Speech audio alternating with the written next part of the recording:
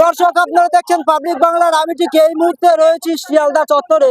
আপনারা জানেন যে কাশ্মীরে পেহেলগাঁয়ে যে ঘটনা ঘটেছে, আর তারই প্রতিবাদে স্টুডেন্ট ফ্রন্টের পক্ষ থেকে তানারা একেবারে মানববন্ধন কর্মসূচি নিয়েছেন। এবং যারা স্টুডেন্ট ফার্মের একেবারে দায়িত্বশীল ব্যক্তিরা রয়েছে, যারা সংগঠনের ছেলেরা রয়েছে, তারা রীতিমধ্যে শিয়ালদা চত্বরে তানারা বিক্ষোভ সমাবেশ দেখাচ্ছেন, সেই ছবি দেখানোর চেষ্টা করবে। এবং এই একেবারে এই প্রতিবাদ সভা থেকে তানারা একাধিক স্লোগান দিচ্ছে, এবং আমি দেখানোর চেষ্টা করবো, আমার ক্যামেরা পার্সনকে দেখাতে বলবো যে এই মুহূর্তে সেই ছবি দেখানোর চেষ্টা করবো যে কাশ্মীরের পেহেলগাঁয়ে যে বর্বরিত যে ঘটনা ঘটেছে, আজ তারই প্রতিবাদে একেবারে স্টুডেন্ট ফ্রন্টের পক্ষ থেকে তারা একেবারে কলকাতার রাজপথে তারা বিক্ষোভ দেখাচ্ছেন। এবং এখান থেকে কেন্দ্রীয় সরকার অর্থাৎ এবং অমিত শাহকে তারা প্রকাশ্যে হুঁশিয়ারি দিচ্ছে। এই মুহূর্তে আমার সাথে রয়েছেন স্টুডেন্ট ফ্রন্টের নেতা সাবির মোল্লা, তিনি কি প্রতিক্রিয়া দিলেন আমরা শোনাবো এবং আমরা কথা বলার চেষ্টা করবো।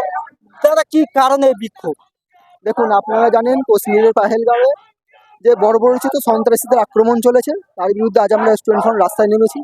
শুধু পাহেলগাঁও না, এর আগেও একটা বড় আক্রমণ হয়েছিল যেখানে আমাদের একাধিক দেশের নজওয়ান শহীদ হয়েছিল, তাই সেই ঘটনার নিরসন এখনো পর্যন্ত হয়নি। এবং যেই ঘটনায় পাহেলগাঁওয়ের ঘটনায় প্রায় ২৬ জন নিহত হয়েছেন এবং ১৭ জন অধিক আহত হয়েছেন, এই ঘটনার এখনো পর্যন্ত দোষীদেরকে গ্রেপ্তার করা হয়নি বা কঠোর ব্যবস্থা নেওয়া হয়নি তাদের বিরুদ্ধে। তাই আজ আমরা এই শিয়ালদার মাটি থেকে স্বরাষ্ট্র দপ্তরের উদ্দেশ্যে দাবি জানাচ্ছি, যারা এই ঘটনার সাথে প্রত্যক্ষ পরোক্ষভাবে জড়িত তাদের দৃষ্টান্তমূলক শাস্তি দেওয়া হোক, তাদেরকে প্রয়োজনে ফাঁসি দেওয়া হোক। যারা আমার মাতৃভূমি সন্তানদের হত্যা করবে তাদের কোনো রকম সন্ত্রাসী আমরা বরদাস্ত করব না। যেখানে এত পুলিশ প্রশাসন, এত ফোর্স, এত মিলিটারি, সেখানে জঙ্গিরা কিভাবে ঢুকলো? তাহলে এর ভিতরে কি বিজেপি সরকার কোনো একটা রহস্য বা ষড়যন্ত্র দেখতে পাচ্ছে? এটাই তো হচ্ছে আমাদের প্রশ্ন। কাশ্মীরকে বলা হয় ওয়ার্ল্ড মোস্ট মিলিটারি জোন, সেখানে প্রায় ৭ লক্ষের অধিক আর্মি থাকে। সেই জায়গাতে কিভাবে সন্ত্রাস বাহিনী ঢুকলো, হত্যা করলো এবং চলে গেল। এবং এটাও শোনা যাচ্ছে যে অনেকের নাকি গোপনাঙ্গ দেখে দেখে হত্যা করা হয়েছে। তাহলে এই যে গোপনাঙ্গ দেখে দেখে হত্যা করলো, এই সময়টুকু সন্ত্রাসবাদীরা পেলো কোথা থেকে? আমার মনে হচ্ছে ডালমে কুচ কালা হে, এটা আমার মনে হচ্ছে। এই ঘটনার সাথে নিশ্চয়ই কোনো দেখা যাবে, যদি নিরপেক্ষ তদন্ত হয়, নিশ্চয়ই কোনো বড় নেতার ঘনিষ্ঠ ব্যক্তি যারা জড়িত আছে। বাংলায় মানুষ মরছে, বাংলায় মানুষ পড়ছে, সাধারণ মানুষের রক্ত ঝরছে, আর শুভেন্দু অধিকারী হিন্দু মুসলিম এরা কি আসলে হিন্দু মুসলিমের টেন্ডেন্সি নিয়েছে ২৬ বিধানসভা নির্বাচন সামনে রেখে? দেখুন, আমি তো বলেছিলাম যে শুভেন্দু অধিকারী তো চাইছে পশ্চিমবঙ্গটাকে বিজেপিকে ক্ষমতা নিয়ে আসতে এবং ভারতবর্ষকে হিন্দু রাষ্ট্র করতে। আমি তো বলেছিলাম যদি ভারতবর্ষে ৩০০ টাকায় যদি গ্যাস পাওয়া যায় তাহলে ভারতবর্ষ হিন্দু রাষ্ট্র হোক। ভারতবর্ষ হিন্দু রাষ্ট্র হলে যদি আমার প্রত্যেকটা নন মুসলিম ভাই চাকরি পাক, আমি চাইবো যে হিন্দু রাষ্ট্র হোক। এই শুভেন্দু অধিকারী আসলে ধর্মের জিগি তুলে দিয়ে মানুষের দৈনন্দিন জীবন সমস্যাগুলোকে ভুলিয়ে রাখার চেষ্টা করছে।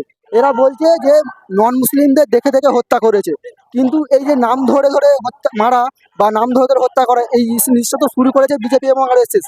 আমরা দেখেছি আমাদের পশ্চিমবঙ্গে তথা ভারতবর্ষে একাধিক ব্যক্তিকে তাদের ধর্মীয় পরিচয় মুসলমান হওয়ার কারণে, মুখে দাড়ি মাথায় টুপি থাকার কারণে তাদেরকে ধরে মারধর করা হয়েছে, তাদেরকে প্রহারের শিকার করা হয়েছে। তাই এই নাম ধরে বা মুখের পরিচয় দেখে দেখে মারধর করা তো বিজেপি আরএসএস ভারতবর্ষের মাটিতে নিয়ে এসছে। তাই এই কাশ্মীরে পাহেলগাঁও যেটা হলো, সেখানেও অনেকে শোনা যাচ্ছে যে নাম ধরে ধরে ধর্মের পরিচয় দেখে দেখে মারধর করা হয়েছে। তাই এই বিজেপির পলিসি, আরএসএস এর পলিসি এই ঘটনার মধ্যে আমরা দেখতে পাচ্ছি। হ্যাঁ, শুভেন্দু অধিকারী একেবারে হিন্দুস্তান মুর্দাবাদ স্লোগান দিচ্ছে, আবার কোথাও বা পাকিস্তানের ফ্ল্যাগ পোড়াচ্ছে। মমতা বন্দ্যোপাধ্যায় আসলে মানে সত্যি ১৪ তলা মুখে মানে কুরুপ বেঁধে বসে আছে, দেখতে পাচ্ছেন? ওটাই তো আমাদের প্রশ্ন, ভারতবর্ষের মাটিতে পাকিস্তানের পতাকা পেলো কোথা থেকে? আর শুভেন্দু অধিকারী যে অসাংবিধানিক স্লোগান দিয়েছে, এটার বিরুদ্ধে পশ্চিমবঙ্গের মুখ্যমন্ত্রী মমতা ব্যানার্জি কোন কঠোর পদক্ষেপ গ্রহণ করছে আমরা জানতে চাই। আসলে মমতা ব্যানার্জি শুভেন্দু অধিকারীর ভাই, মমতা ব্যানার্জি শুভেন্দু অধিকারীকে বিধানসভায় ডেকে চা খাওয়ায়। মমতা ব্যানার্জি কখনো চাইবে না যে শুভেন্দু অধিকারী কোনো রকম ডিস্টার্ব হোক। মমতা ব্যানার্জি চাইবে শুভেন্দু অধিকারীকে এই বিষ ওগলানোর জন্য অনুকূল পরিবেশ সৃষ্টি করে দেবে মমতা ব্যানার্জি। কেন? মমতা ব্যানার্জি জানবে যত শুভেন্দু অধিকারী মুসলমানদের জিহাদি জঙ্গি বলবে, ততই মমতা ব্যানার্জির মুসলিম ভোট একত্রিত হবে, পুঞ্জীভূত হবে। তাই মমতা ব্যানার্জি কখনো চাইবে না শুভেন্দু অধিকারী কোনো রকম ডিস্টার্ব হোক। আজকে যে আপনাদের কর্মসূচি, কি দাবি রাখবে? আমরা এখান থেকে দাবি রাখছি, যারা কাশ্মীরের পাহেলগাঁওয়ে বর্বরচিত সন্ত্রাসী আক্রমণ চালিয়েছে, যারা এই ঘটনার সাথে প্রত্যক্ষ পরোক্ষভাবে জড়িত, তাদেরকে প্রত্যেককে দৃষ্টান্তমূলক শাস্তি দেওয়া হোক, প্রয়োজনে ফাঁসি দেওয়া হোক। এরপরে আমরা এরকম কোনো রকম ঘটনা বরদাস্ত করব না।